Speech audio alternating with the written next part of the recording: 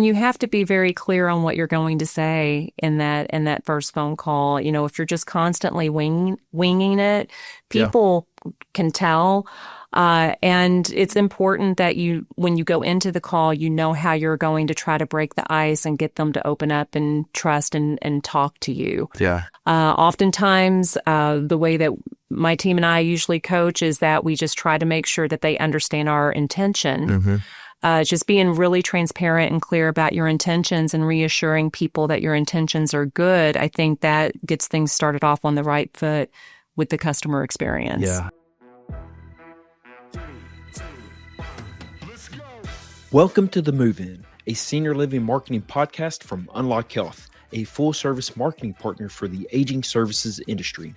Join us for candid conversations exploring the latest marketing strategies with the senior living community leaders and innovative solution partners who are moving our industry forward. Together, we'll build a community to build better communities. How much does a resident's earliest experience shape their long-term satisfaction and ultimately the growth of your community? The answer is more than ever before. Hello, I'm Larry Williams, and welcome to the Move-In Senior Living Marketing powered by Unlock Health. In today's senior living landscape, the earliest interactions a prospect has with your community can shape everything that follows, from the very first phone call and follow-up process to the move-in experience and ongoing resident engagement. Every touchpoint has the power to build trust or break it. In this episode, I sit down with growth strategist Cristy Ballard to explore how customer experience, emotional intelligence, branding, sales, and operations, and even AI are reshaping the future of senior living. Together, we discuss why resident satisfaction is no longer just an operations initiative, it's a true growth strategy. In this conversation, we cover why early customer experiences are critical to building trust and long-term resident satisfaction, how breaking down silos between sales, marketing, and operations can improve the entire customer journey, and how AI can increase efficiency while making human connection and emotional intelligence even more valuable. It was fun recording this at the L&R Media Studio, and I want to highlight their team for making this happen. All right, let's jump into it. All right, we're on the Move-In Senior Living Marketing, and this time we're in studio. So thanks to the good people at L&R, which stands for Lillian Rogers, I got the media team here helping us. We're so thankful for this opportunity because we have a special guest, Cristy Ballard. She's a revenue growth strategist here with us. And Cristy, you and I met at Select last year. That was in Tampa, if I remember correctly, right? And so just the LinkedIn community and getting to know different people, I saw you from a distance and I was like, I need to connect with Cristy. And so we got to chat quickly, and I really wanted to get you on the podcast. Now, I think I mentioned it at that point of like, please join us for an episode because you have so much great insight to share. Thank you. And so thank you for being a part of this today. And before we go any further, please tell us about your background. Sure. So yes, I'm Cristy Ballard, and I've been in senior living both on the provider side and the vendor side for about 29 years. I can't even believe it. I was one of the first people in the industry to be outside sales to see if that experiment would work with building your own referral base. And obviously it did. See where we are today. And I've helped several companies with mergers, transitions with growth strategies, startups to secure more investment so that they could then build up even bigger and sell. And it's been a wonderful journey. I've been in skilled nursing and rehab. Okay. I've been on the private pay side with independent living, assisted living, memory care. I've been on the ops side as a VP of activities and memory care. But the bulk of my experience has been with our customers as a prospect, as a resident or family member, primarily in sales and marketing. Awesome. Well, and everybody has a unique story of how they got into senior living. So I'm curious to see, okay, how did you make that transition into senior living? I was actually selling furniture. Okay. And my girlfriend got a job working for a skilled nursing and rehab company. And they were doing that experiment where they were going to eliminate all the admission director positions because they needed someone to get out and generate preferred referrals like Medicare and insurance and private pay. So it was a bit scary, but yeah, I ended up having about 22 communities across Kentucky, Indiana, Wow. and we filled them up very quickly. And then I got recruited by Atria, and then it just kind of went from there. Yeah, it's funny. Life just has its own plan for you. Yes. And so everyone who's in this space, like, have this a deep appreciation and this connection. And I feel like you're no different of, you stepped into it and this career blossomed from that point. And think about all the people you've helped along the way. It's incredible. It's been amazing. And I've always been very, very close with my grandmother and my great-grandmother.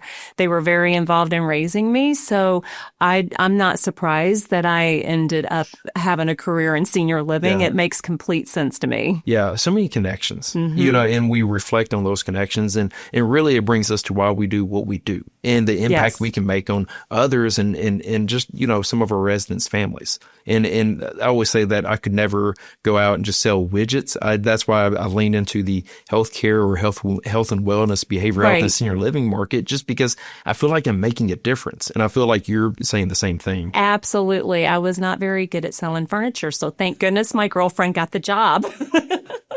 I think you would have been great at it if that was the long-term plan, but I'm glad you're here, because one thing is that, which was really apparent to me in our conversation last year was, just you're a forward thinker and your intentionality when it comes to all things customer service.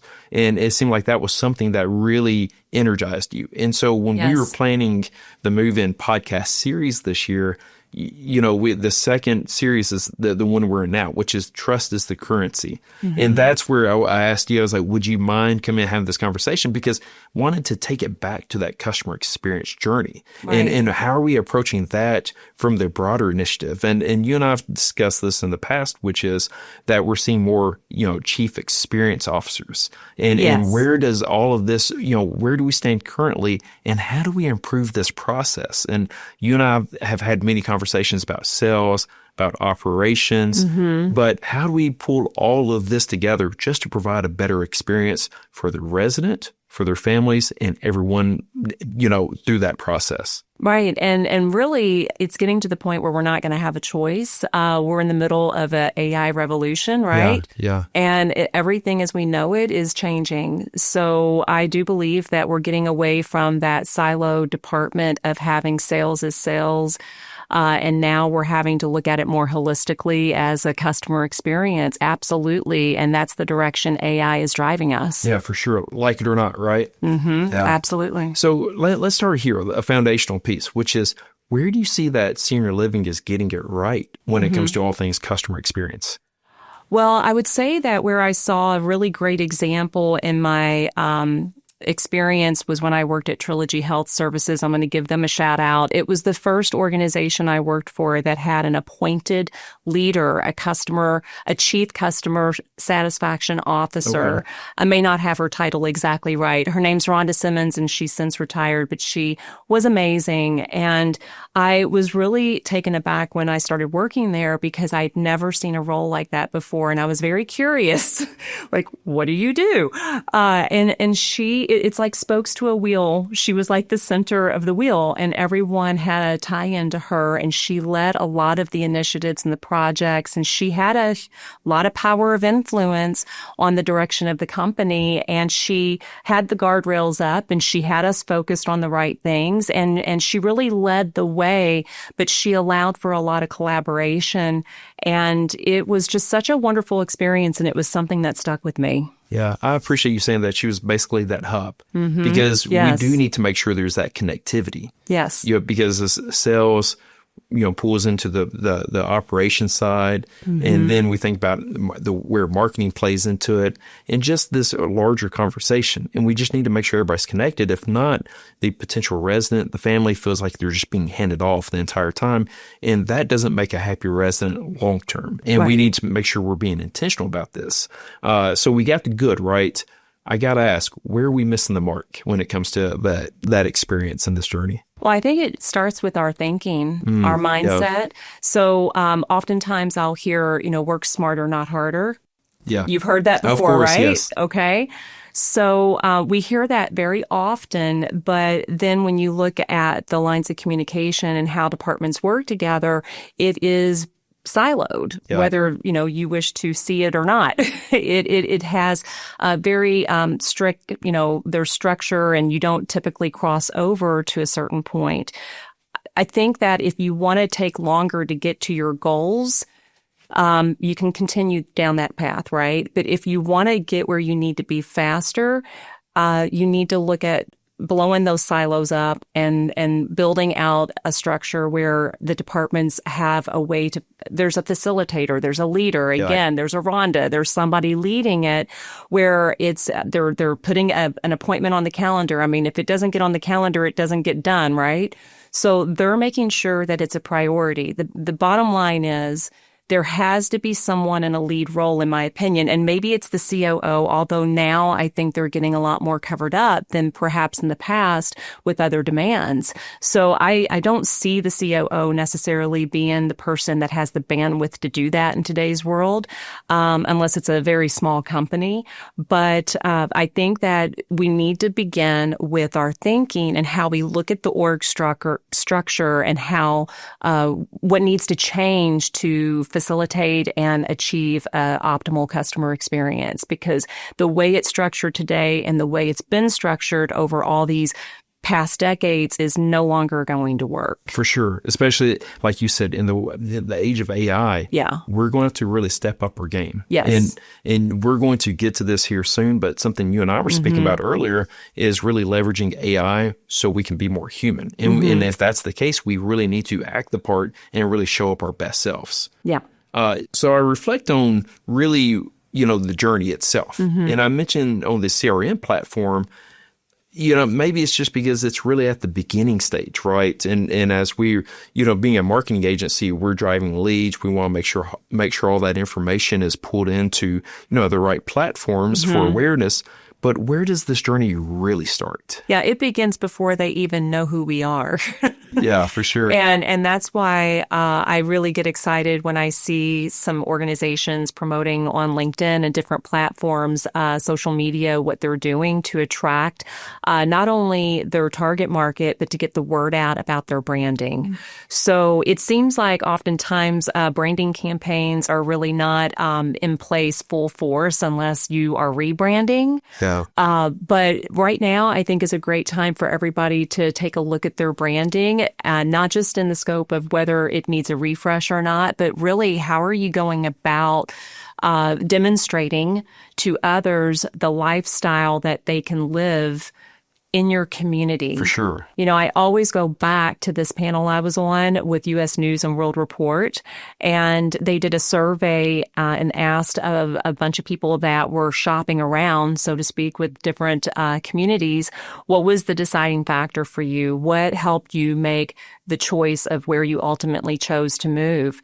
And the number one item they listed was whoever demonstrated best what it was like to live there that was in alignment with them is where they chose. So I feel like that ties to branding, and however we can tie those two together and demonstrate that through various ways is important. Yeah, that's something someone told me is the best marketing is when you really showcase what life looks like. Yes. And what can be, right? And I think that's a big push here recently of like, hey, let's get away from the stock photography. Right. Let's make sure we're really leaning into our unique story and what makes us special.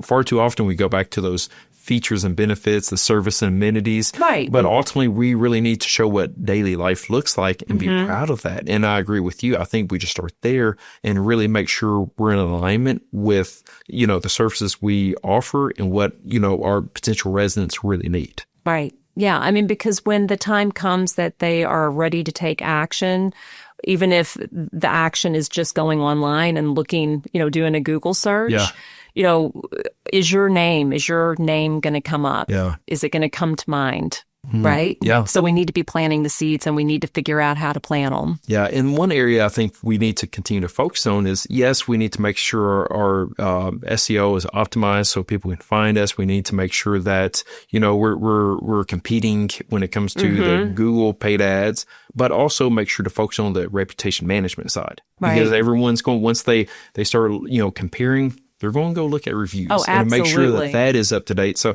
I go back to what you said, which is have that ready before they start looking. You want Right. to have all of this in place.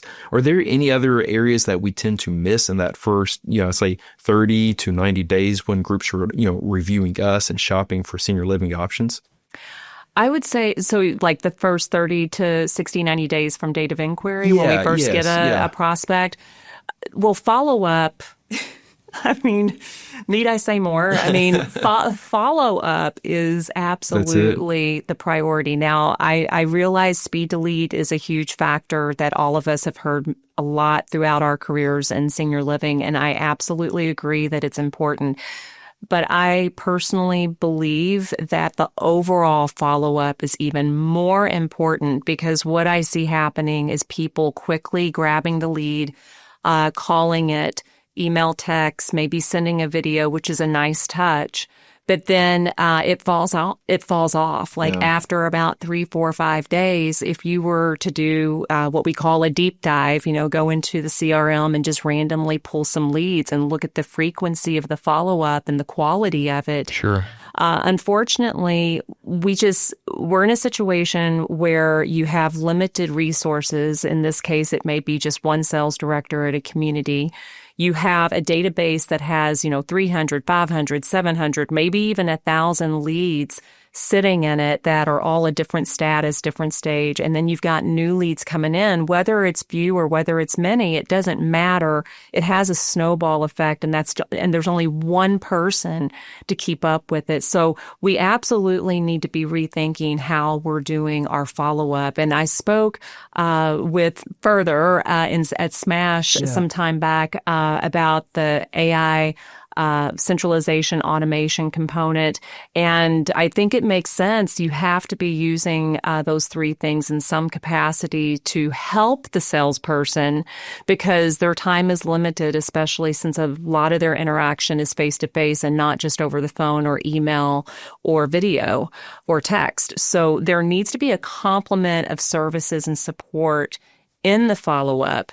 And then also, in addition, I would say that we have a lot of tools in place that help drive accountability with sales activities. Mm-hmm. But what tools do we have in place to develop relationships? I mean, that's where it's at in our business is building the relationship, building the trust. There's a lot of emphasis on sales activities and on business intelligence and data and trends. But what tools are in place to help people learn how to deepen their relationships with people, how to tap into their emotional intelligence? Yeah. I think that's a huge opportunity to help us, whether we're in the first 30, 60, 90, or whether we're in the first year plus. 100%. I appreciate that. And it's something you and I were speaking about before we started to actually record the conversation, which is, sales, we tend to go from brand awareness to trying to secure business. Mm-hmm. There's a huge gap in between about really building that trust. Right. And so the question is, how do we go about that? And you mentioned that initial phone call. I think that's huge. You set the tone, and if someone wants to re-engage with you, it makes a huge difference. If you can have that connection point where you can, that's a great place to start building trust, is that first phone call. And because I imagine, and tell me if I'm wrong, when people are shopping, they might have a list of certain communities they're looking for. Yes. It gets shortened very quickly. It gets narrowed down to, say, 3 at that point, and then you get into that next phase of trust building. Right. And so I think that initial phone call is critical. Right. Well, and you have to be very clear on what you're going to say in that first phone call. If you're just constantly winging it, people can tell. And it's important that when you go into the call, how you're going to try to break the ice and get them to open up and trust and talk to you. Yeah. Oftentimes, the way that my team and I usually coach is that we just try to make sure that they understand our intention. Mm-hmm. Just being really transparent and clear about your intentions and reassuring people that your intentions are good. I think that gets things started off on the right foot with the customer experience. Yeah, I reflect on a friend of both of ours, Cristy Ballard. Yes. And it's something she always says is, people want to be seen, valued, and heard. That's right. And I think ultimately we need to make sure that people feel heard through this process, and we want to make sure we're listening to what they're saying, listen to any concerns they have, so we can address those. Even if it's if our community is not the right fit, we want to address those worries and make sure we're guiding them in the right direction. Right. Yeah. All right. So we're shifting gears because we spoke a lot about the marketing and the sales side, but something you touched on at the beginning of this conversation are the silos. And so my question is, so we go through this marketing phase and then the sales conversations. How do we ultimately get more buy-in and pull this together so we can get out of our own, let's say, lanes and really work together? Well, we have to lead by example. So in addition to having that appointed person on your support team, you then with the support team need to think through how you're going to demonstrate that to your community teams. Now, executive directors, they're in charge. Everybody reports, the department heads report up to them. So it makes sense that the executive director would be leading the charge. But, something I've never been able to wrap my brain around is how an ED can be exceptional at everything, because the reality is they're human just like us. Sure. And none of us are extraordinary at everything. And they got a lot on their plate. So they've got a lot on their plate. And so I do think there needs to be some thought put into how to better support our executive directors in leading those conversations. I mean, at minimum, there should be weekly team meetings. Now, oftentimes you'll hear it referred to as like a sales and marketing meeting, but what if we change that to customer experience meeting? Yeah. Or something that reflects that this is a holistic approach. It's all of our responsibility. It's not just sales. It's not just marketing. I really think it's a play on words too. We have to change our language so that people do buy in and realize that it takes the whole team to create this experience, which then creates success with occupancy and revenue, and everyone's happy. The residents and families are happy. The employees are happy. The support team is happy, and our investors are happy. For sure. So play on words, making sure that there is structure in place that we can then use to teach our executive directors how to lead if that's an area they need some extra support and they need some examples, and then just making sure that there's consistency, because there needs to be clarity and there needs to be consistency, and so you need to make sure that there's measures in place to monitor both. I love that, clarity and consistency. Yeah, and when you were telling me all that, all I can really imagine is how this really builds a strong foundation in the culture side. And how this is actually like a snowball rolling downhill. Like you're creating this happiness and building this momentum that's really going to take itself forward and really set the tone for all future residents. So when you think about having that foundation and really building that strong culture, where do you see those silos typically showing up? And where we can really pinpoint, this is an area that we can really focus on and where we can really improve upon.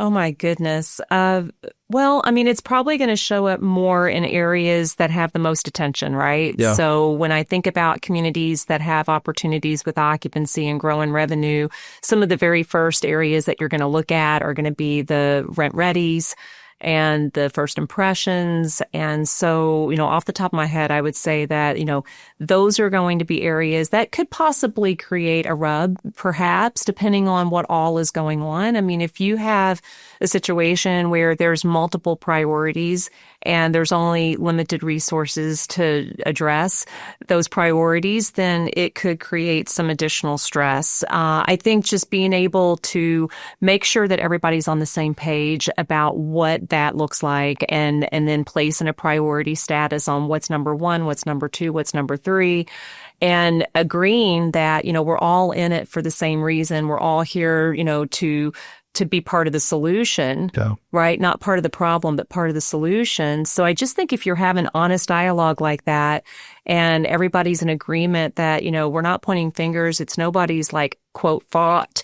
It's about just getting clear and all of us agreeing on the solution, all of us agreeing on who does what by when as part of the solution, and then just moving forward, right? Yeah. Not looking back, but looking at today and moving forward. Yeah. And I think one thing that you mentioned is really all being in agreement of really what we want that goal line to be. And if we can all agree on that, then we can start taking steps back. And so I appreciate you mentioning that, because that's the part where if we can align on that, it doesn't feel like finger pointing, but just us saying like, how can we improve with each step that will get us to that point? Now, I will say, I absolutely agree that, there are times when sales absolutely needs to be strict sales. Like I definitely would not want to walk into a community and see my salesperson sitting at the front desk answering phones unless it's an emergency situation. Those things happen. And sometimes, sometimes the salesperson may be the only person available to do it. And again, customer experience, we got to make sure that the phones are covered and that the customer experience is good, no matter if it's a phone call or a walk-in, because that front desk makes a first impression on both. But I also realize that, there are times that we have to make sure that we dedicate some closed door time for the sales director to focus strictly on what needs to be done, which is typically making their calls, making their follow-ups. So then we have to get creative on how to resolve for the other issue at hand if it affects another aspect of the customer experience. But, when I speak about silos and things of that nature, it really is in respect about working smarter, not harder. I keep going back to that, because if you really truly mean that, if you really mean it when you say you want people to work smarter, not harder, then you absolutely cannot allow silos to exist. You can't, because all it does is delay you. It just drags it out on solving for the problem, and it just pushes the achieving that goal further out as well. So, when I speak about breaking up those silos, that's what I'm referring to. Yeah, I appreciate that. Yeah. I think it's kind of like you said, we don't want the salesperson to be, really at the front desk answering calls, even though they can. But sometimes I find that Band-Aids to take care of something can stay in place. And we need to always be intentional about what we're doing and why we're doing it. And that really starts with great leadership. Yes. And again, going back to the Rhonda example of being that person who brings everybody together and make sure this is a win for everybody. Right. And so that kind of takes me to that next phase, which is something that you mentioned before and kind of stayed with me, which is, like we always refer to residents, but not our customers. And I'd love to go a little deeper into that question. Is like, what's your thoughts, behind that, that thinking about our residents as customers? Well, it's always been that way in my experience, that we have never used the customer word unless it was in reference to customer satisfaction surveys. Yeah. And I don't even really know the why behind that. It's been an observation over the, 29 years that I've been doing this. But I think in today's world, it makes sense to look at everyone as a customer. It just does to me. It does. I agree. They're a customer before they even come to our front door. And, using lead, inquiry, prospect, all these various words. At the end of the day, they are our customer. And that's why we call it the customer satisfaction survey. And that's why I think it keeps it simple to refer to them as such. But whatever is comfortable, I think the baby boomers are going to tell us they don't want to be called residents. That's my take on it. I know my mom, whenever I ask her how she feels about being a future resident, she doesn't give me a smile. Just quickly acknowledge that, right? Yeah, she doesn't smile about that. So, but I think customer is, obviously with the titles we're seeing, as you mentioned earlier, I think that's where we're headed. I think that's the common language that we can all speak. It's going to be interesting to see how some of this changes with the incoming baby boomers. Right. I think some of the language or tactics, strategies, all that's going to change drastically. And we don't even know what that looks like. Yeah, even calling people a senior. Right? Yeah. So that's already changing. People are already instead of saying senior, they're already saying like aging adult. Yeah, you well, know? and it's funny you say that because I read an article that said that people tend to see themselves 8 years younger than what they really are. And so when someone says senior, it's like, "Nah, that's not Right, me. right. That's my parents. That's not Right. me." So speaking of like changing drastically, let's talk about AI because you just went through an AI course, correct? I did. Okay? Tell us about that course. Yeah, so I went through a 5-week course, and there was a gentleman that was like the lead instructor that created an AI academy, and it was very, very eye-opening. And the last class, which was just last week, he explained the direction that we're headed with AI. And basically, the way he explained it is that AI will, of course, and I think most people out there already know this, will take care of all of the repetitiveness, all the repetitive sales activities, the follow-ups, will finally get done. Yeah. Yay! Yeah, no excuses, right? Yeah, the follow-up will finally get done. But he also stressed that that the value of having a human involved is still there. It just looks different. So, our customers are the baby boomers that, the silver tsunami. They're going to be very receptive, is his take, to the AI superhumans. So, you may have already heard that term, but they are now creating these superhumans that look real but aren't, and they are better equipped to answer questions than most real humans on the fly. They can pull up slides, they can pull up data. Literally seconds, they can not only answer the question that's being asked of them, but also provide the supporting data too.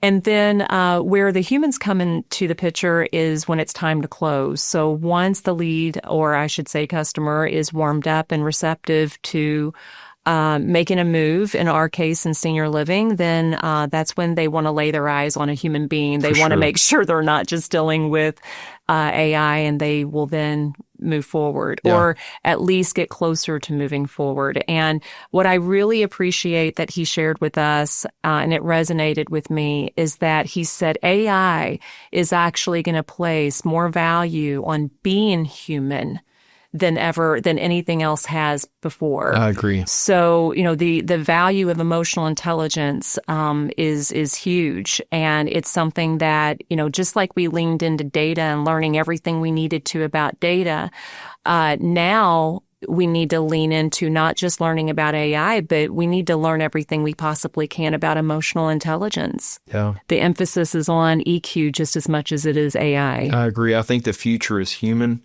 And the more we can be human in the journey, the better off we are. Now, that being said, people want to be able to narrow down what's going to be the best fit for them. And leveraging, I think, the agnostic superhuman to help us narrow those down to the handful, but then the humans show up. And you and I have discussed this before, which is, in our own shopping patterns, if we go to a store, we don't want to talk to a salesperson. We want to look around and say we're furniture. Let's go back to the furniture conversation. We want to walk around and decide, but once we're ready to take those next steps, we want a person there. Right. And so I think this is going to be the same process, which is we want to shop on our own, narrow down. But once it comes down to decision making, we really want to lean into that human who's going to help us in that next phase of that journey. Right. Right. It'll be interesting too. And I don't know the answer to this necessarily, but it'll be interesting to see how that shows up when people are already living with us. Because I can see it more clearly before they move in, right? How AI and our sales directors will work together. But I'm so curious to see where this is going to take us once they move in with us and they're already with us. Yeah. Like something that comes to mind is the new resident orientation, which I think everybody out there is very, very familiar with. It's usually a typical ops standard for any provider. And it's very well intended because it's meant to have every department head introduce themselves to the new resident, the new customer, within so many hours of moving in. And it also has typically under each department head a list of items that they should cover or do within that time frame. But it's hard to oversee it. And, it's kind of a hit or miss. Like if you asked 10 different communities if they were using a new resident orientation checklist or program, you would probably get half that say yes, half that say no. The half that said yes, if you ask them if it's consistently in place for every single person that moves in, you would probably hear silence. Yeah. That percentage keeps dropping. Right. And so I think it's really interesting to see how we're going to be able to, again, enhance, elevate, improve upon the customer experience once people move in too. For sure. Yeah, this is great. Thank you for your time today. I've really enjoyed this conversation. Now, Me too. When we're speaking about all things experience, is there anything we didn't cover that's important to make note of before we wrap this up? Oh, we'll just turn that into another session. I like that. I like that plan. Yeah. I appreciate that. Cristy, where can people find you if they want to learn more about you, some of the work you're doing? Absolutely. Well, I'm on LinkedIn, and it's Cristy without an H. So Cristy Ballard, Ballard. And yeah, feel free to message me anytime. I look forward to it. Awesome. One of many Christies in the senior living field, right? Just remember, I got a way to remember this, okay? Let's hear it. Spell check changes it to Cristy. Okay? Wow. Okay. So just remember. Be careful, right? So just remember no H. Yeah, and be careful. You got to watch out for spell check and autocorrect. One thing I've learned with my text when I tell someone thank you, it wraps up with my love. And so I have to be careful. I'm like, thank you. And it says my love. I'm like, no, I just want to say thank you. So you just never know what autocorrect is going to help you with. You're just being super sweet. That's it. Yeah. Thanks for the assist, autocorrect. So, Cristy, thank you so much. I appreciate this. This has been great. Been a pleasure. L&R team, thanks again for having us. This is a great area. So this has been amazing. As we wrap up this episode of The Move-In, one thing becomes clear. Resident satisfaction doesn't begin at move-in. It starts at the very first interaction someone has with your brand, your team, and your community culture. Cristy reminded us that in today's senior living landscape, trust is the real currency, and the communities that will continue to grow are the ones creating intentional, connected, and human-centered experiences from the very beginning of the customer journey. Here are a few takeaways that I made notes of. Prioritize consistent relation-driven follow-up throughout the entire prospect journey, not just speed to lead. Second, create stronger alignment between sales, marketing, and operations through the shared customer experience goals and communication. And finally, use AI to automate repetitive tasks so your team can spend more time on building trust, emotional connection, and personalized resident experiences. As AI continues to reshape our industry, the value of being human only becomes more important. People want to be seen, heard, and valued and understood. And the organizations that lead with empathy and intentionality will create the experiences that will leave a lasting impact. Again, thank you to Cristy Ballard for joining us and sharing her insight and experience. And then thanks again to the L&R team for setting up the studio so we could record this in person. All right, let's go create some meaningful connections.